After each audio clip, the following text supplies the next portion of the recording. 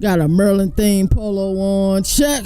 Got the Governor of College Football snapback on, check.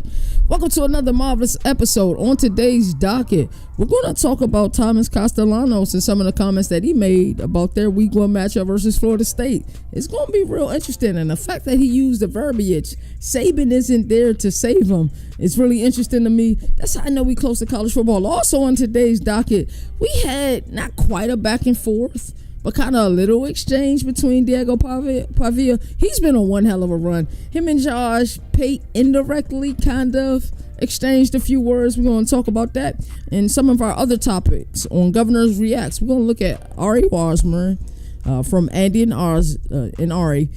He did his college football playoff. I think it was really interesting, so we're going to definitely react to that. And for our Governor's Ruling segment, we're going to get into college football 26 Dynasty Deep Dive. They released that earlier today around 10:55 a.m. Shout out to my guy Moon.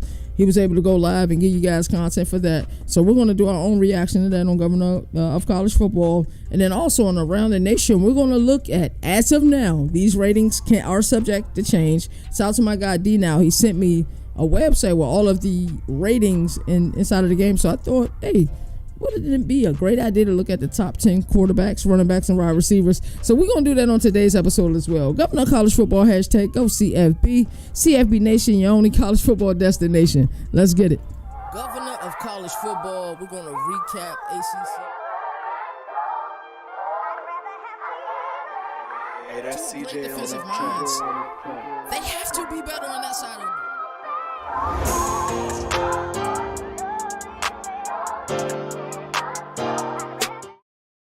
It is June 24th, and we're roughly 14 days away from Big 12 Media Days. I truly cannot wait for it. I had to go to the DMV today to make sure I had a proper ID so I'll be able to fly and go down to Frisco, Texas. Excited about that, but June 24th, we got a lot of news to talk about. We live every Monday, Tuesday, Wednesday, Thursday, 4 p.m. If you don't know, you better ask somebody. So into the news. Let's get into the first story. Thomas Castellanos had some choice words to talk about Alabama. He said that Nick Saban isn't there to save him. He said that's not from a fan masters board. That's exactly from the mouth of Florida State new quarterback Thomas Castellanos. If you haven't seen very much of Thomas Castellanos, he played with Boston College. The last couple of years, things just didn't end well there with him and, Bill Byron. A few years before that, he played at USF. I'm interested to see how he looks in that Gus Malzahn system. That's their offensive coordinator. And, and then Mike Norvell. Is Thomas Castellanos going to be able to keep Mike Norvell from being on the hot seat? That's one of the biggest questions I have heading into this season. And the fact that he came out and said, hey, they don't have Nick Saban to save them. Damn. Are things really that bad in Tuscaloosa, Tommy? Or, you just trying to make a headline? You see what Diego Pavia is doing, and he's going on one hell of a media run right now and kind of creating enemies day by day.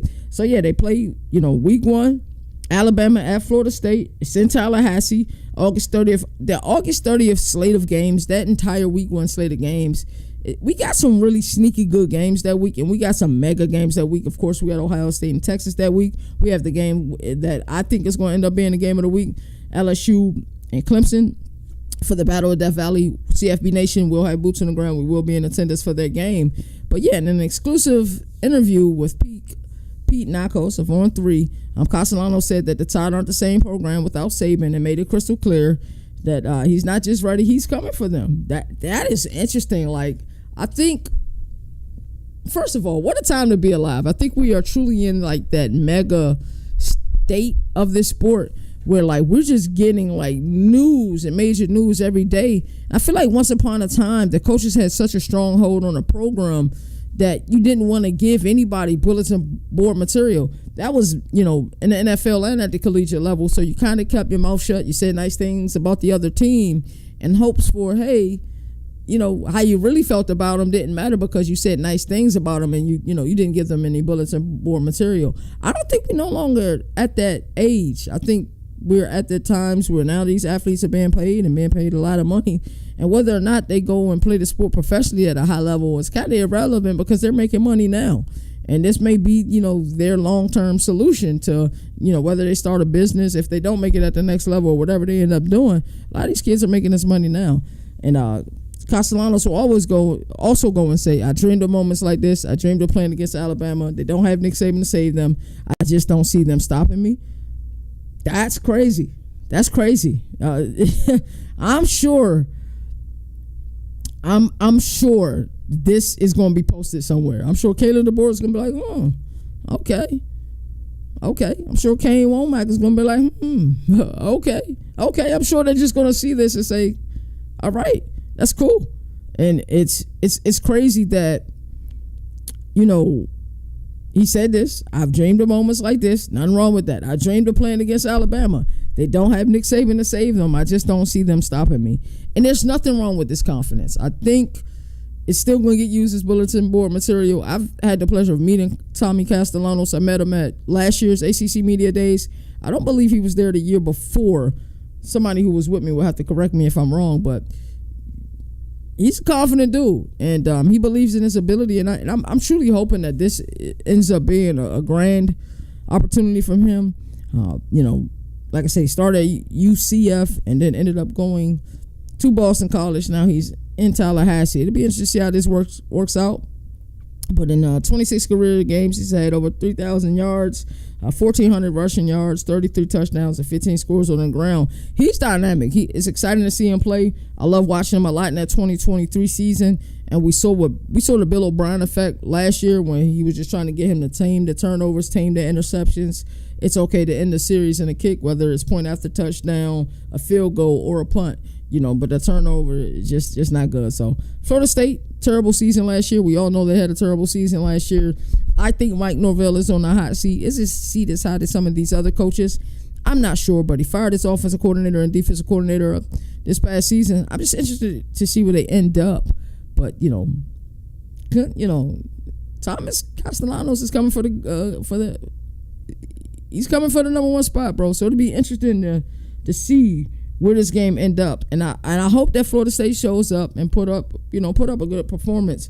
But if they lay an egg, can you guys imagine what the media is going to do to this team in week 1?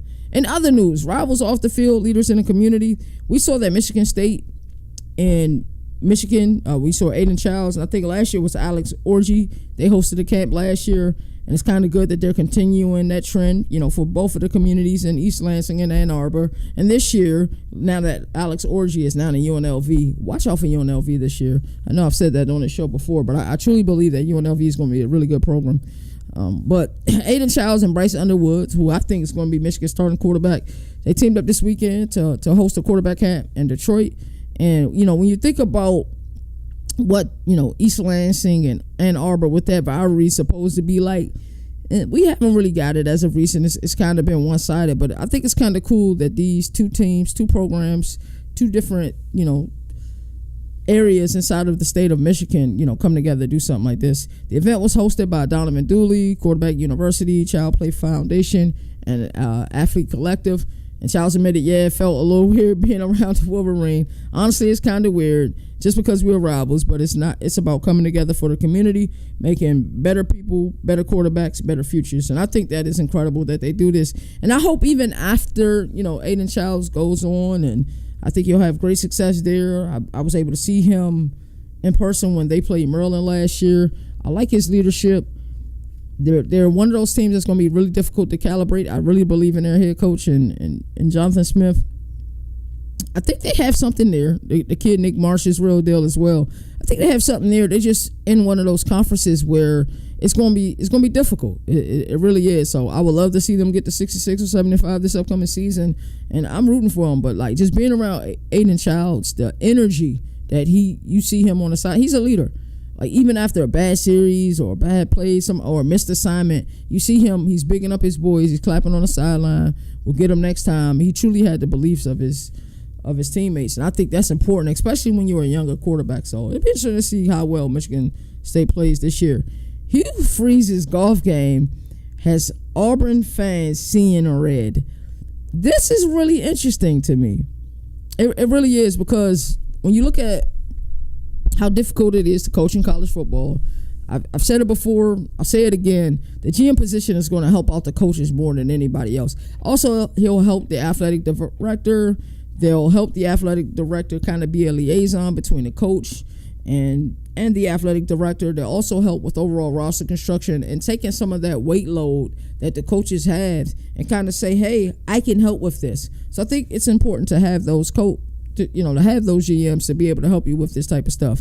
But there's an old saying in college football: if your coach is great at golf, your team probably stinks. And that's what Auburn fans are starting to believe after head coach Hugh Freeze reportedly played 10 rounds of golf in the first 20 days of June. That's crazy.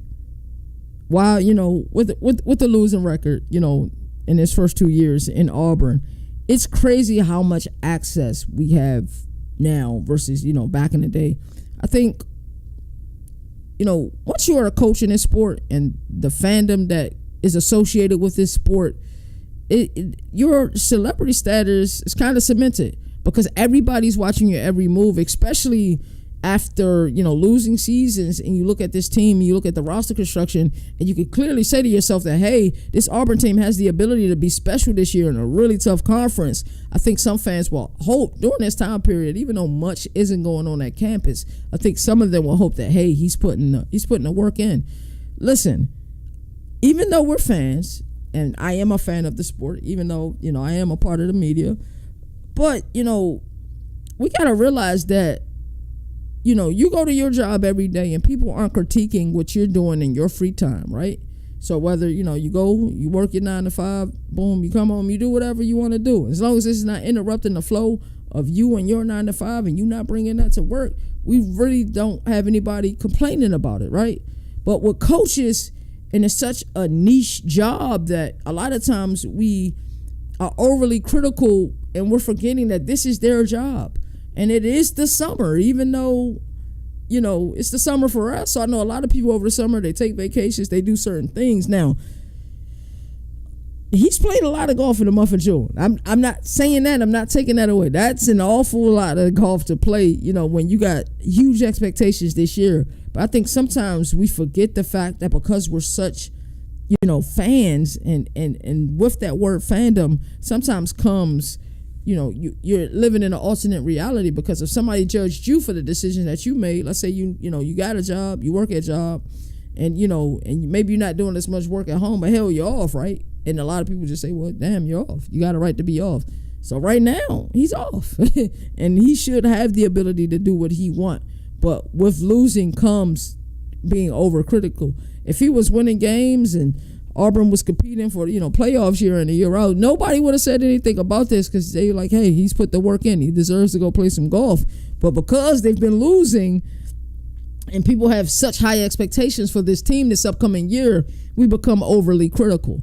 And there's nothing, and I'm not saying that there's something wrong with that. I think if you are a 1%er and you do love this sport the way that, we love this sport and, and you live it 365 and you breathe it, then yes, you're going to be obsessed with these things. I overly check news websites, college football. Like I could be at work, somebody's asking me a question. I'm saying, yo, F your question, bro. I'm about to see what's going on in the world of college football. And that's why I knew that this upcoming season, I needed to dedicate myself 100% to college football. And I believe, we'll get the returns and the things that, we want out of this upcoming season for CFB Nation, for Governor of College Football, for Overreaction Monday, for World of Moon, for, Beantown Brew, for all of the shows that we have. I think with the focus that we're putting in, the work that we're putting in right now, we're going to get everything we want out of it. But I think sometimes with fandom, you get this. 11-14, no bowl victories since being hired in 2023. I think people are going to be critical, and they have the right to be critical. And I don't think it's something that Hugh Freeze is against. But I think also we need to, keep things in mind. He's currently, battling cancer. Thank God he, caught it in the earlier stages. Fall camp hasn't started. I can see if you spotted him on the fall. You spotted him on the green golfing during the middle of fall camp. Okay, then you might got an issue with that.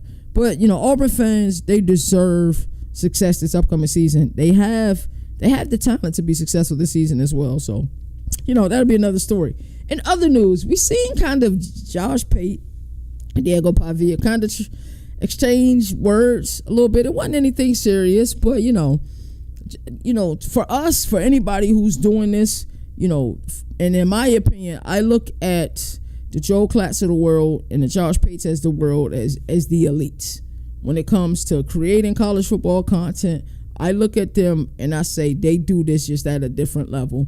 You look at the overall production of their shows, their fan base, you look at the sayings that they have, and you just look at everything that they do it with such grace. And for Diego Pavia, when he was on the Bussin' with the Boys shows to say, oh, who's that? When being asked about Josh Payton, I guess he didn't like his ranking. I didn't see the entire episode, so I am missing some context here. But, for him to say who's Josh Payton, and even the Bussin' with the Boys crew was like, come on, yo. He's the future commissioner of college football. Like, how the hell you don't know who Josh Payton is? Like, you're quarterback in the SEC, and then Josh Payton's response was somebody mentioned Diego Pavia. He said, Diego Pavia who? Hey, man, he met his energy. He gave him the same energy. This is what I will say.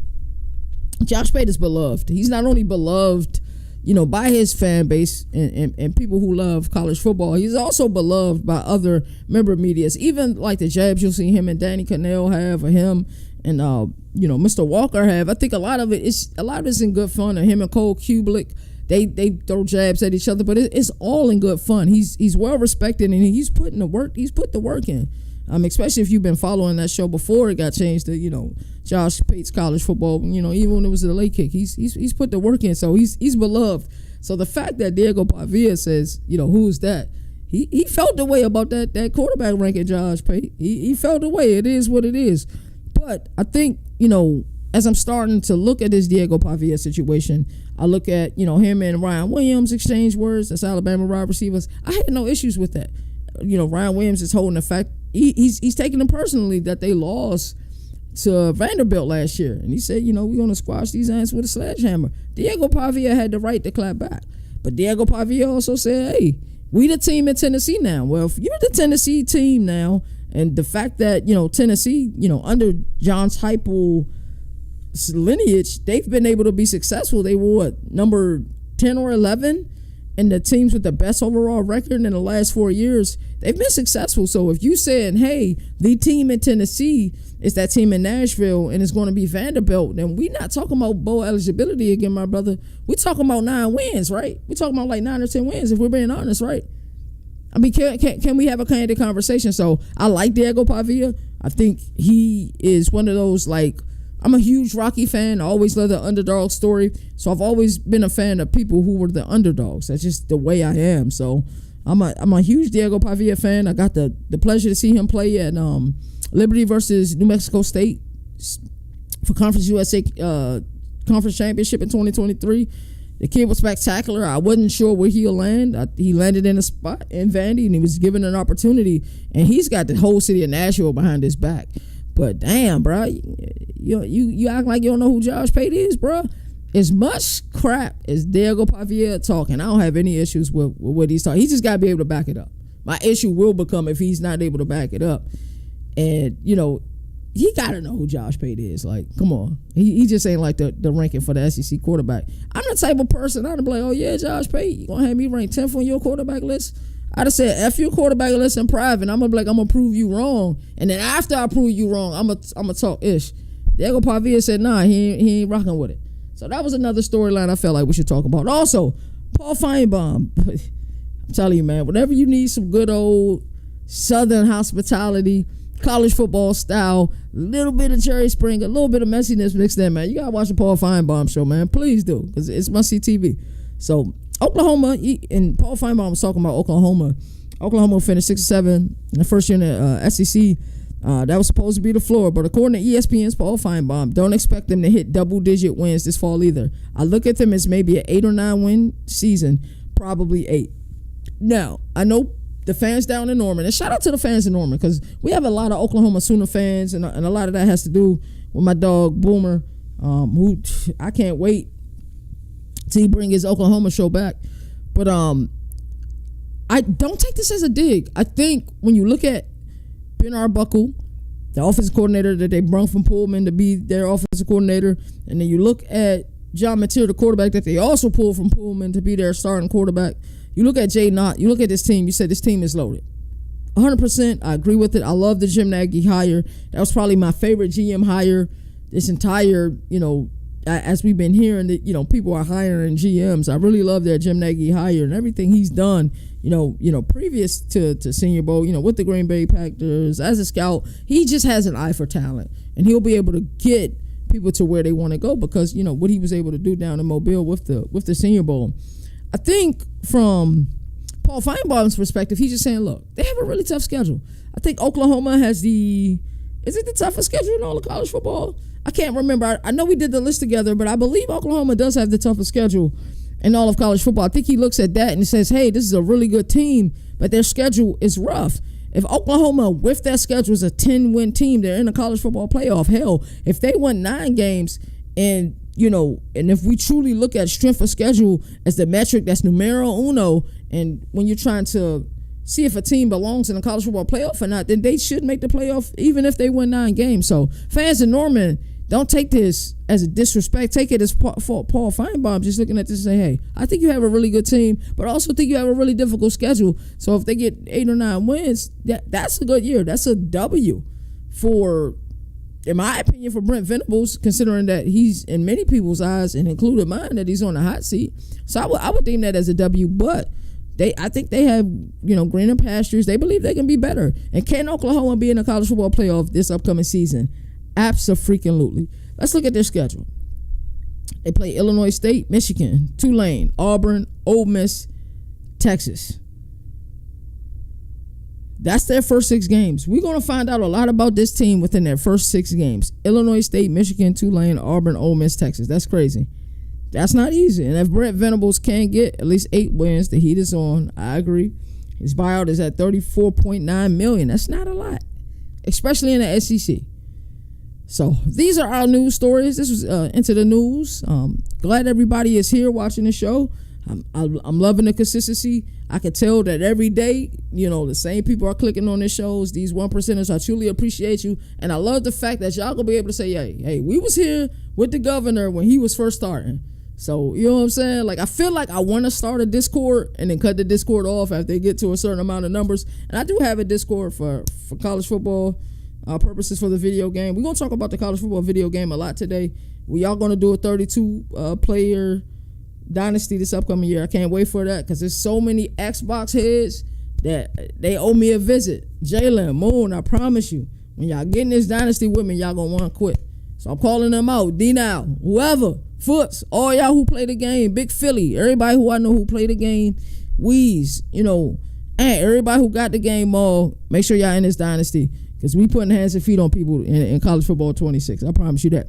Let's get on to the next segment. We're looking at Governor Reacts, and we're going to react to Ari Wasserman, his college football playoff, and it was interesting. I like a lot of time, and I misspelled his name on the lower third. I should fix that on the fly, but that's what happens when you produce your own shows. But anyway, so we're going to take a look at Ari Wasserman's, his 12-team college football playoff. It's interesting. I love the fact that people's approaches have changed, and the fact that we got rid of the auto bids, and that, the top 4 teams can be any top 4 teams. Is not guaranteed to, hey, the ACC winner, you automatically get a bye, or the SEC, it's based on whoever the top 4 teams are. So let's take a look at the first round matchups you have. So his G5 team getting in is Boise State. That has seemed to be the collective. I think a lot of people believe, and even though Ashton Jeanty is gone, that Boise State is still going to be, running the Mountain West this year. I like UNLV a little bit more than I like Boise State this year, at least in the Mountain West. And overall, Liberty, the only question I have about Liberty is that their schedule being so easy, and if that's numero uno for the metric, and whether a team, what if it's another team who's 12-1 and Liberty's 13-0, but this team, played a tougher gauntlet. That's when I start to look at the committee and say, hey, how will you evaluate this? And what team will you have ranked higher, or will you give it to the 13-0 team? So the first round matchup, 5 versus 12, we got Boise State versus LSU. I'm not sure if that's a matchup many people would like, but the fact that LSU is incredible. I think LSU is one of those fun teams. We would love to see them back in the college football playoff, back in the limelight. Can Brad Kelly get them there? That's yet to be seen. We have to see them do it. They have the talent. I'm a huge fan of Garrett Nussmeier. Everybody knows that. But I'm interested to see if Boise State can go to another college football playoff. And that would be impressive, man. When you think about, it's 68 Power 4 teams. There's 68 Group of 5 teams. And the fact that one team, because you only got, your chances to make the playoff are minimal. You got to be damn near perfect. And one team was able to do that back to back. That's impressive. And I've said it on this show before. I would love to see a Group of 5 playoff. You can still give that one deserving Group of 5 team a chance to be in the main playoff. But a G5 playoff, you can sell those TV time slots. You can, have those be bowl games. And I think people will still watch because you still get quality football at the G5 level. I love weekday football, especially, you get it out in the MAC or the Conference USA, Sun Belt, Mountain West. I love weekday games. I really do. And I've been to a lot of Liberty weekday games. I think I've been to a game on a Monday. I've been to a game on a Tuesday. At Liberty, I've been to one on Wednesday. So, it's always interesting seeing that. The 8-9 matchup. This is a really sexy matchup. We got number 8, Oregon versus 9, Illinois. So, while I don't agree with Boise State being in a college football playoff, and I want to say so badly that LSU is going to make the playoff, especially, with Garrett Nussmeier being my pick to win the Heisman. So I don't have neither one of those teams in my college football playoff. I don't have Boise State. I don't have LSU. Both supremely talented teams. I'm just not sure on LSU side if Brian Kelly's going to be able to get it done. This 8-9 matchup includes 2 teams that I do have in my college football playoff, and that's Oregon and Illinois. Dan Lanning just wins a lot of games, bro. First year in the Big Ten, undefeated during the regular season, won the conference championship, and that game was a barn burner, to be honest with you, between Oregon and Penn State. And looking at this year, what do we get out of Dante Moore? But they got one of the best offensive lines in all of college football. They got a 1-2 punch at running back. That kid, Mekhi Hughes, is going to be a real deal for them. I think this would be a really sexy playoff matchup. 2 Big Ten teams with coaches who I love hearing talk, especially like, when you piss off Brett Bielema and what we get from Brett Bielema, I love that. So this is a matchup that I like. I have both of these teams in the playoff. I'm really high on Illinois this year. I believe that Luke Altmaier is going to really surprise a lot of people this year. And he surprised a lot of people last year, but I believe he can surprise even more people this year. So I love the fact that those 2 teams are in. All right, this is where I started scratching my head with this one. We got number 11 BYU versus number 6 Notre Dame. I'm not sure where I'm at with Notre Dame this year because you look at their schedule and the fact that they don't have a conference game, which doesn't matter as much because now with the new way, hey, they could be one of the top 4 seeds now. It doesn't, because it does, the auto bid thing is gone. The conference championship thing is gone. If they're in the top 4, they'll be a top 4 seed. So they got a lot to play for. I'm just interested to see what happens with who's going to be their starting quarterback, because I've heard Marcus Freeman say quite a few interesting things like, hey, it's not ruled out that they'll run a dual quarterback system this upcoming week. That was very interesting to me. This upcoming season. But BYU's had an interesting offseason. First, we seen them trying to poach a few players from Utah who weren't in the portal. What's going on with Retzlaff? I'm interested in see what happens with that situation. Does he play this year? If he play this year, BYU certainly has a chance. I haven't heard any updates. If you guys heard any updates, let me know. So like I said, if he plays this year, they have a chance. But I'm not certain if they have a chance even if he plays, because there's just teams in the Big 12 that I like more than them. I like Baylor more than I like BYU. I like Iowa State more than I like BYU. I like Arizona State more than I like BYU. Hell, if Texas Tech can play a little bit of defense this year, I like Texas Tech more than I like BYU. It's just the fact of the matter, to be honest with you. So I'm interested to see how things work out for this team. And my phone is always going off.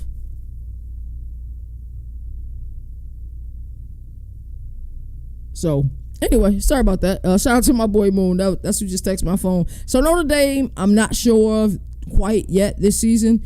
But BYU, I don't think will be in. And I'm not sure if Notre Dame will be in. We just have to see how things play out. Fall camp, I'll release my final college football playoff prediction. But most of it will probably stay the same. Number 10, Alabama versus number 7, Georgia. I like this one a lot. These are 2 teams I believe that I had in my college football playoff. Kirby Smart, still the best coach in all of college football. I think Ty Simpson and what Ryan Grubb, now that he's back in Tuscaloosa, I don't think people quite understand how more comfortable Kalen DeBoer will be this year.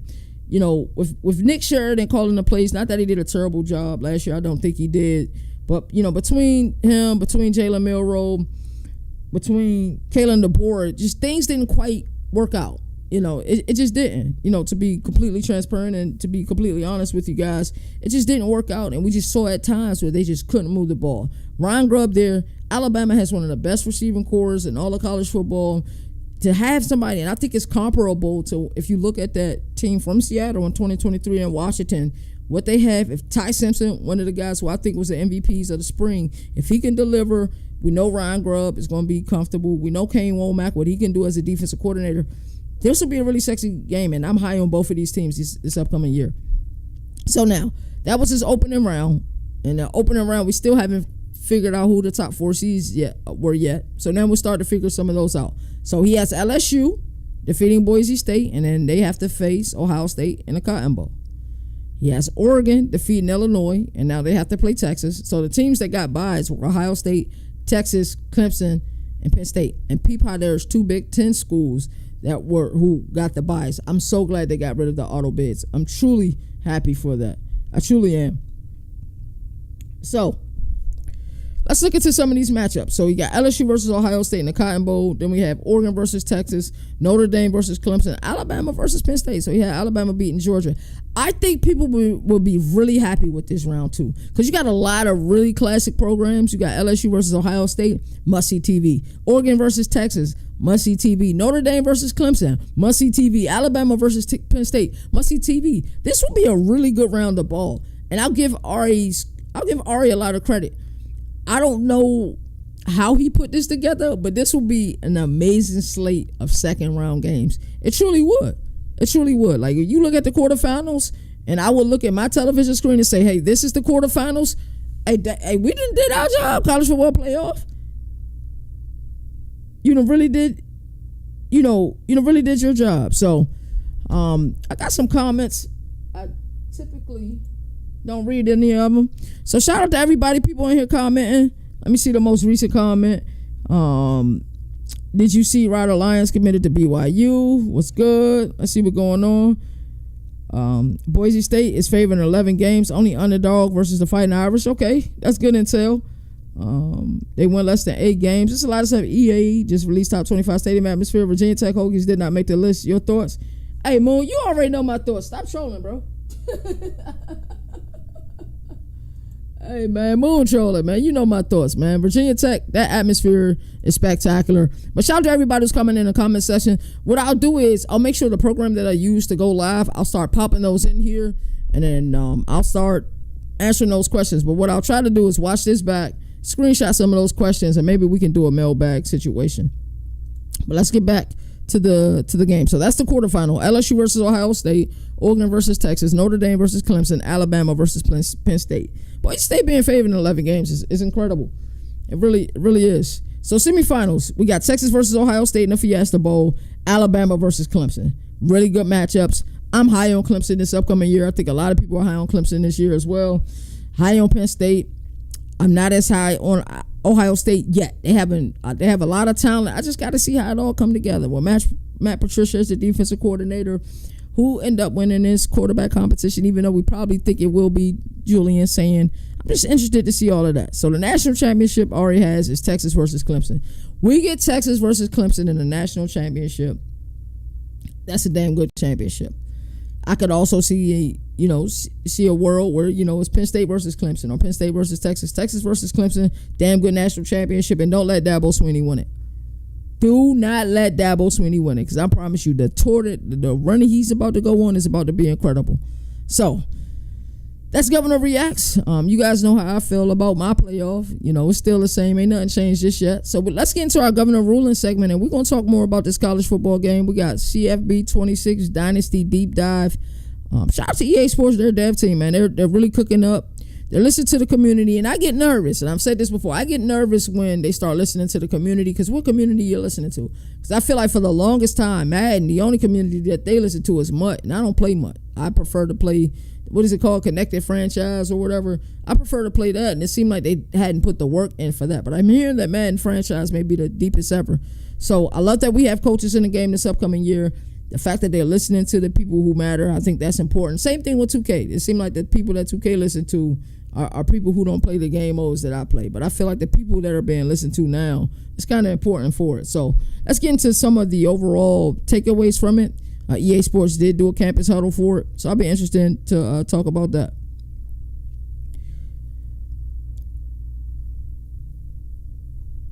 Alrighty, so some of the first news is Team Builder is back, and it looks like that it's buffed as well. Team Builder is faster, cleaner, and more flexible. You get unlimited custom images up to 5 MB.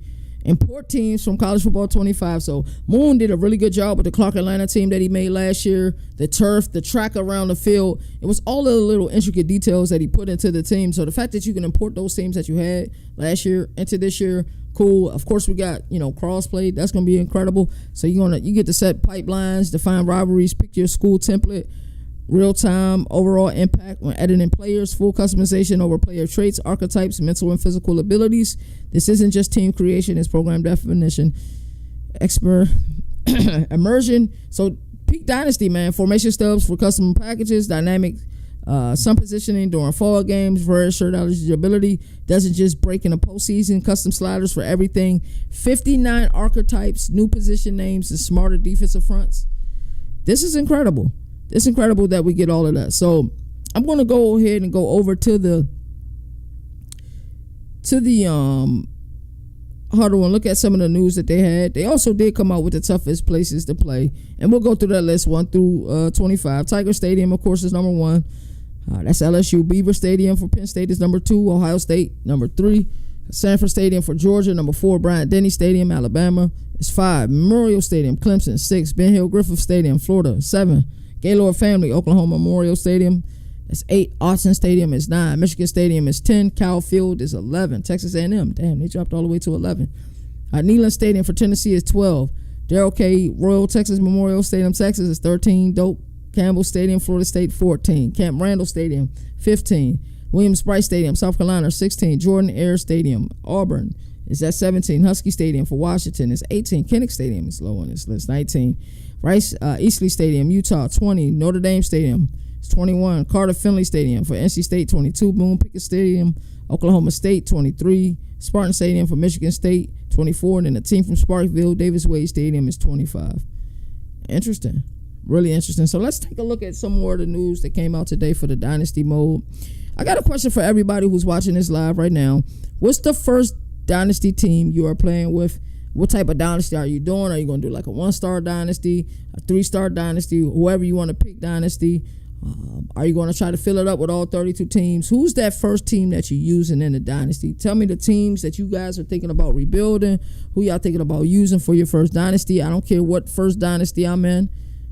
It'll probably be mine, and I will be using Baylor, but I'm also excited to use other teams like Louisville. So building the foundation, you can build your own coach. This encompasses the decisions you make on your coaching journey to the top of the college football world, whether that's starting as a coordinator at a small school and making a name for yourself before getting the first head coaching job, or starting as a head coach at your dream school. Every decision you make on your journey matters. Build your program. Deliver the world of college football. College Football 26 represents year 2 of the vision, a year focused on building the foundation. We set adding meaningful depth to each pillar. It's about evolving Dynasty while staying true to what makes it special and delivering on the feedback we've heard from our incredibly passionate community.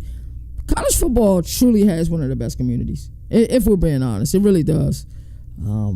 Just like last year, we spent countless hours talking with community members, college football experts, and coaches. We spent a ton of time watching Dynasty live streams, program rebuilds, wish list videos, and, of course, reading thousands of message boards, posts, and tweets. A large part of our research was focused on not what's been discussed, but how the mode it actually played and experienced in our community.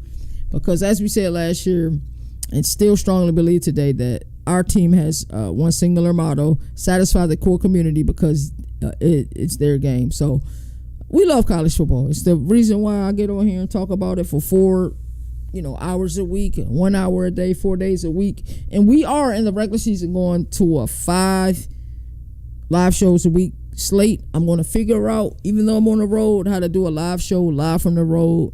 I seen something called like a Ustream or something like that. Even if we go live from a phone and go live from a phone and I have a Bluetooth mic or something on me, I want to go live that 5th episode of the week. However many games we go to, wherever we're at, I want that ability to go live. So I'm trying to make that 5 days a week. So you can build your coach, create your coach. I love seeing the real coaches in the game. It's the little nuances that matter to me. It really is. I'm hoping that they have more like how your coach look archetypes. I didn't really care for the ones they had last year. Coach progression is a little bit different this year from the beginning. Our design intent of RPG archetype-based abilities and progressive system has been that no coach can be great at everything. I think that's important because no coach is great at everything. How you build your coach and manage your staff matters. Your coordinators either complement your strengths or show up your deficiencies. The intent still holds true in college football 26. I truly believe that last year in Dynasty, it became monotonous. I really do feel like it became monotonous. And I say that because if you look at Dynasty last year, it wasn't enough chaos. College football is chaotic. The season is pure. The game on Saturday is amazing. But when you look at what the offseason is like in the world of college football, it is chaotic. It's so chaotic. It wasn't enough chaos. So the fact that we're going to have more recruits and more players getting upset and entering the portal, that makes it real life. You have to continue to recruit your players. I wanted that chaos. It really is. Program builder and CEO archetypes are the exceptions. As a broader leadership focused archetype rather than a specific coaching disciplines, they are not impacted by scaling costs and remain more accessible once you meet their unlocked requirements. It is easier to learn a new skill set when you're working alongside someone who has already mastered it.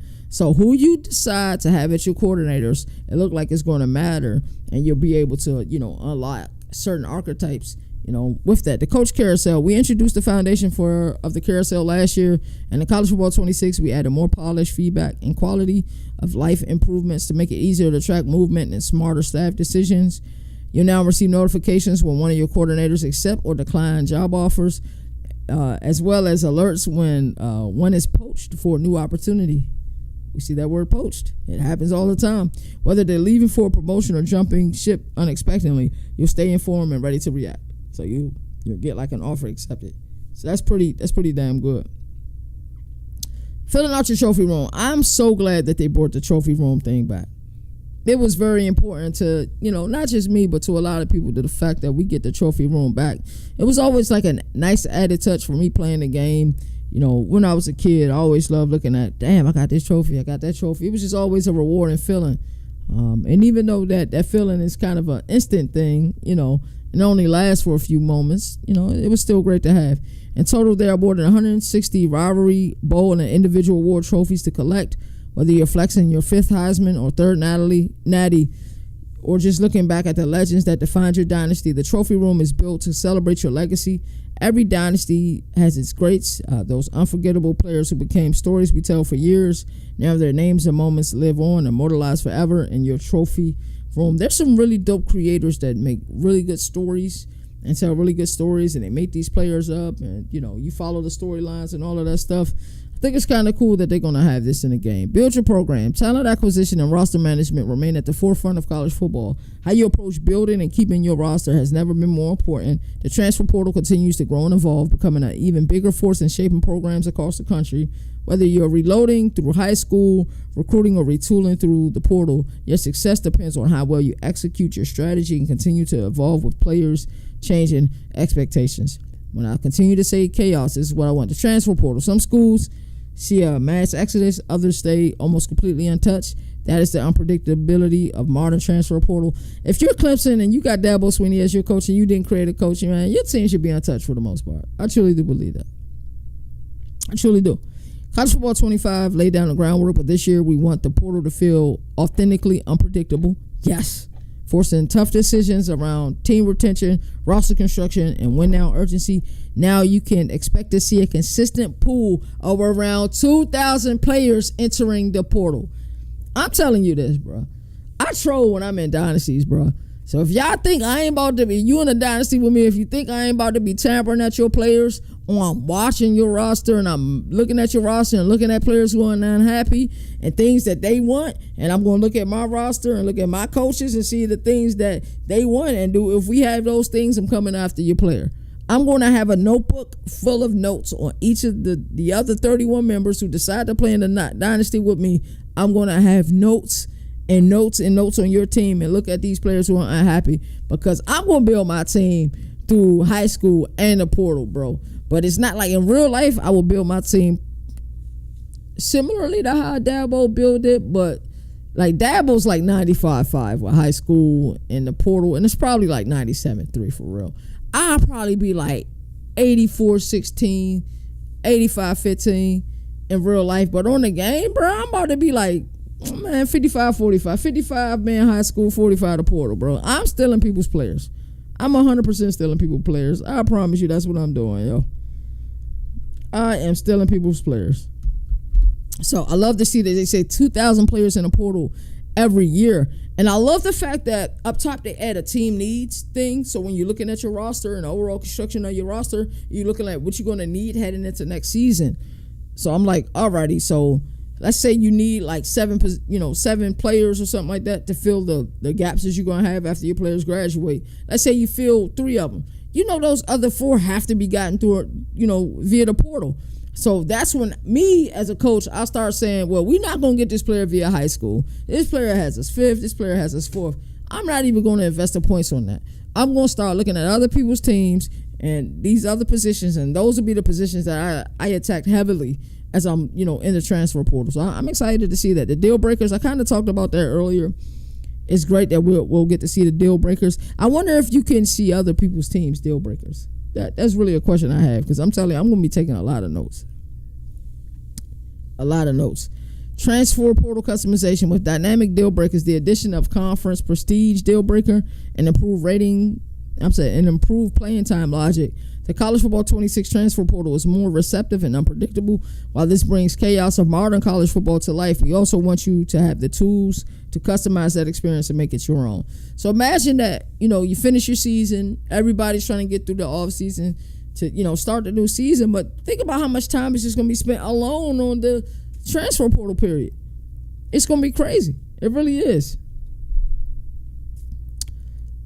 So our new sentence includes max transfer per team, allow how many players can transfer from a single team, 0 to 30. Setting this to 0 disables the portal entirely for more traditional experience. Transfer portal user team, scale how likely players on user control teams are to transfer if their deal breaker is violated.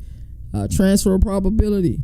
Computer teams do the same thing for computer teams, allowing for you to align and differentiate how AI handles player retention. This is incredible. So there's a lot of good stuff in here. If you haven't checked this out, go ahead over to EA Sports. My guy Moon Vibes did an incredible job with breaking this down as well. But I can't wait to see this, man. I really can't. I can't wait to play this game. We will be at Big 12 Media Days when the game launches. I will be getting the $100 version of the game because I want to play it early. So, in between all of the work we got to do, hopefully while we're at Big 12 Media Days, we get a chance to, to play the game a little bit. So we'll get into our next segment. And this is something that D now sent me yesterday. And we kind of went over, like the ratings. Like D now had sent me the ratings. And it was crazy because I hadn't seen them prior to that. D now sent me the ratings. I'm like, okay, shit, let's look at them. So we got some player ratings. I wish I had set it up to do it live. So if you think of a player, and I'll just go ahead and put it up live. But for sake of time, because we got to keep our show at an hour. We're going to skip the ad break. After ad break, we not rocking with it. So let's go ahead and go straight to Around the Nation, and we're going to look at the top quarterbacks, halfbacks, and wide receivers. And what I'm going to do is I'm going to pull this website up. And hopefully Moon is still in the chat. Moon, text my phone if somebody has a player or something they want to see, because I don't have the chat pulled up. I need to have the chat pulled up in my OBS so I can see it. But a lot of times I just try to get through the show as how I had it set up. So let me look here. Let me go to the website. Let me go to Gmail. I think think D now texted to me, and I sent it to myself via email. That way I can pull it up. So we're gonna look at the top 10 players. This is as of now. It could change. It's always subject to change. We still got about 14 days before the release of the game. And for anybody wondering what the website is, it is teamcrafters.net. That's the name of the website, and you can look at any team you want to look. So I'm going to kind of have that in the background. So if you guys keep me updated on somebody you would like to see, just let me know. All right, so let's look at the quarterbacks. So they had Drew Aller as the number 1 quarterback on the game at 92 overall. I should have probably showed their throwing power, all of that, but the way that the website listed it, they listed it this way. It was Gerd Nussmeier listed as number 2 at quarterback. He's a 92 overall. Cade Klubnik is a 92 overall. And with that 86 speed, man, 87 acceleration, kind of similar to what he had last year. He's going to be fun to play with.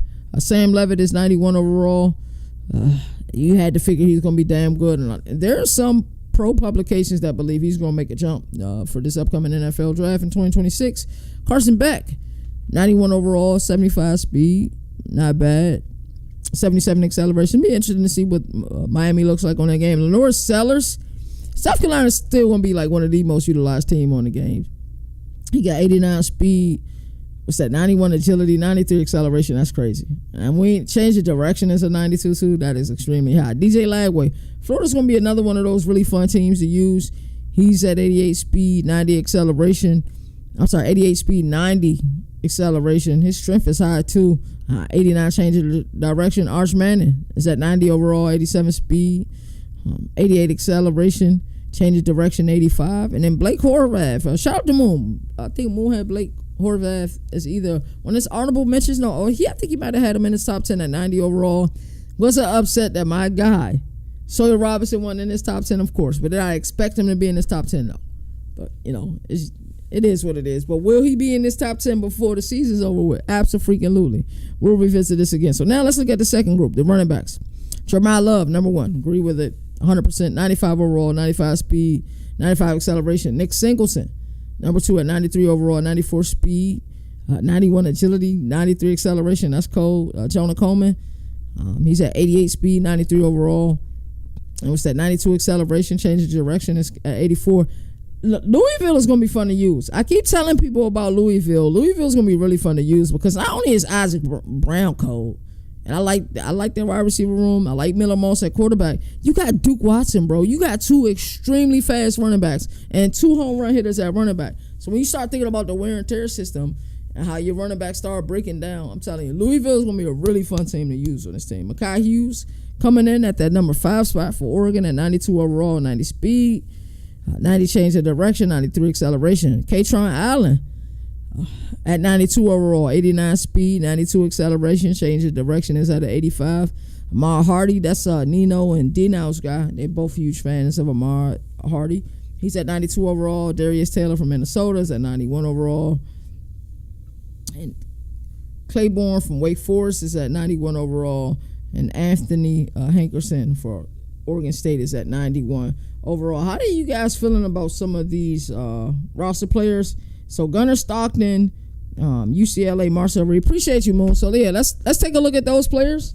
And Gunnar Stockton was the first one I see. Then we go look at Nico. I didn't even think to go look at Nico. So let me pull this website up, and then we go look at those players right here on the fly. Alrighty, so Gunnar Stockton for Georgia is the first player we're going to look at. And Moon will continue to text me for as long as we're live. So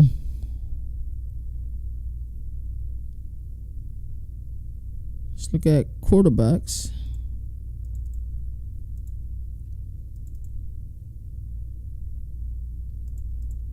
So we'll look at quarterbacks. And Moon, if you can post this site into the website, it's teamcrafters.net. Onto the YouTube so people can see it. Gunnar Stockton is 82 overall. This is as of now.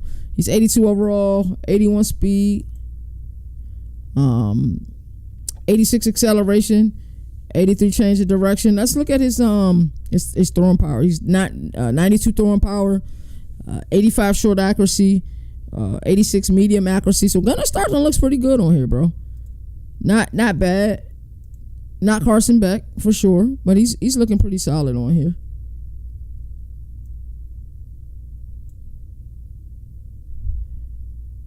Pretty solid. I haven't froze, y'all. I'm just saving a screenshot so I can show you guys what he's looking like. But yeah, Gunnar Stockton is looking pretty good. Actually, I'm not going to even save that. Let's go on to the next player. So Nico from UCLA. Let's see what Nico's looking like on this game.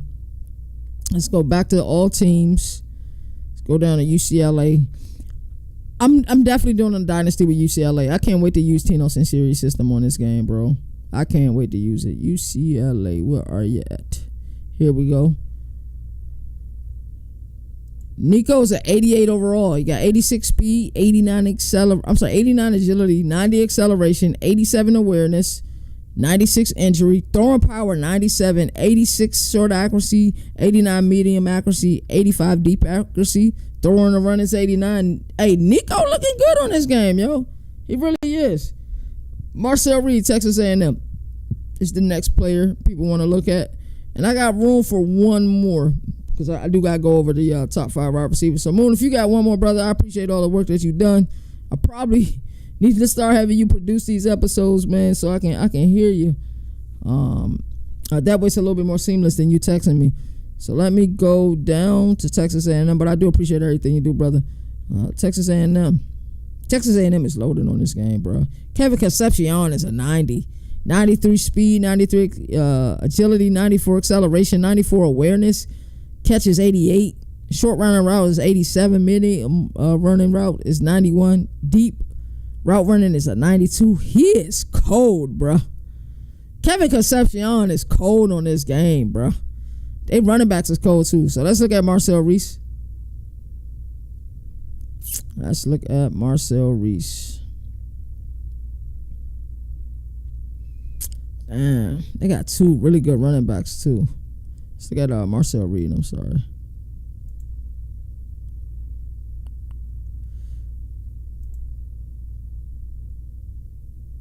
So Marcel Reed is 85 overall, 90 speed, 90 agility, 92 acceleration, 84 awareness, throwing power is 90, short accuracy is 88. Texas A&M is going to be a really fun team to use. You think about the crowd advantage that you have. You think about their running game, but they got that wide receiver, bro, and it's in Colin Klein's system. That's going to be pretty good. And then the last player we'll do Arch Manning for Texas. We'll go over his ratings. Let me go back to all teams. But yeah, this is teamcrafters.net. Shout out to them. Shout out to the work that they did. And I may end up going live at an unscheduled time, and then we can just, it won't be a Governor of College Football episode, but we can just kind of look at the rosters and see what we looking like. So, Arch Manning, 87 speed, 86 agility, 88 acceleration. He's got 92 injury, 90 toughness. Throwing power is 97. Short accuracy is 92. Medium accuracy is 90. Deep accuracy is 89. This is another team with 2 running backs. So we got Bryce Underwood, Kevin Jennings, and Aidan Chiles. So let's go to Michigan and see what Bryce Underwood. Yeah, hey, y'all got some good ones, bro. These are some players I did not consider when I looked at this initially. So now I got a whole bunch of other players I want to look at now. So let's go to quarterbacks, teamcrafters.net. Shout out to them. Shout out to my boy D now for sending me this site as well. I think me and Moon may need to go live just to talk about this as well. So Michigan quarterback room, they got Mikey Keene, Bryce Underwood, Jaden Davis, Davis Warren, Chase Herbstreit, and I believe they just added Garcia from ECU. But you guys want to see Underwood. So Underwood, they got him 6'4", 208 on the game, 87 speed, 88 agility, 91 acceleration, 96 throwing power, 82 short accuracy, 83 medium accuracy, 84 deep accuracy. His awareness is 65. So throwing with him will probably be difficult, to be honest with you guys. Alrighty, Kevin Jennings and Aidan Chiles will be the last 2 that I'll look at. Let's go to all teams again. Who's that? Kevin Jennings and Aidan Chiles. Well, Michigan State is right by Michigan, so we look at Aidan Chiles and then Kevin Jennings. I said I'm a huge Aidan Chiles fan. Just seeing how he operates on the sideline. Aidan Chiles is 81 overall, 86 speed, 85 agility, 88 acceleration, throwing power is 92. Awareness is 80. Short accuracy 83. Medium accuracy is 82. Deep accuracy 79. This would be a fun kind of like not a true rebuild, but like a middle tier rebuild. Like if somebody's trying to pick, their first team, they're going to run a dynasty with. They don't want somebody that's too OP. Michigan State wouldn't be a bad team to use. So we're going to look at Kevin Jennings from SMU. He should be fun to play with on this game. So let's go to SMU. Where you at, SMU?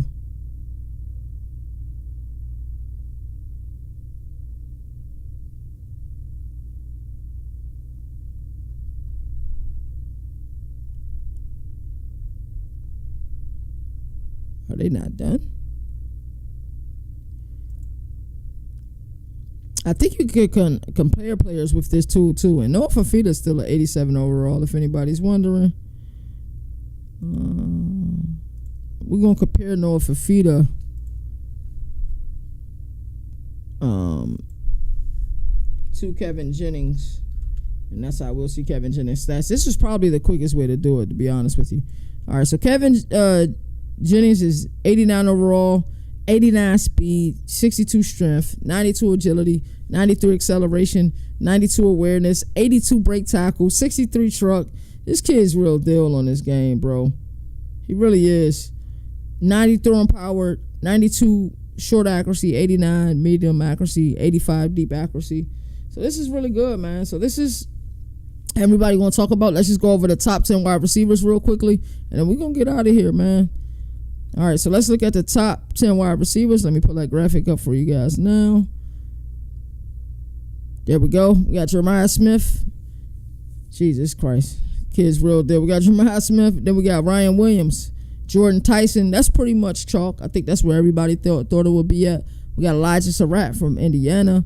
Eric Rivers, Georgia Tech. Eric Singleton, who used to play at Georgia Tech, who's now at Auburn. Evan Stewart at Oregon. Hopefully you get back soon, brother. Denzel Boston, Washington. Carnell Tate, Ohio State. And then Malachi Fields, Notre Dame, wraps up the wide receivers list.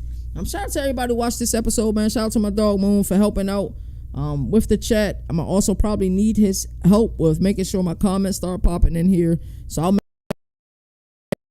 oh man, I got drop frames for some reason. So I start making some adjustments to this so that you guys' comments can start popping on screen as well. We use StreamYard, which is easier for the comments to use, but for the type of content I like to make, I prefer to use OBS because I can do so much more as far as my audio is cleaner.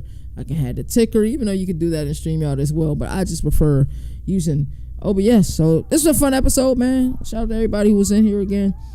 Really enjoyed this show. Always had fun, and I love college football. I love gaming as well. So when we get to have a college football themed episode, but we also talk about gaming, it's always going to be a fun episode. As I always like to say, there are no more victories in the sport that survive in advance. That's why college football has the greatest regular season. And until next time, which will be 4 p.m. tomorrow Eastern Standard Time, y'all make sure y'all there. Also tonight, we're going live for Overreaction Monday on a Tuesday at 8:15 p.m. Eastern Standard Time. You all take care. Governor of college football, we're going to recap ACC. Hey, that's CJ Defensive on minds. the They have to be better on that side of the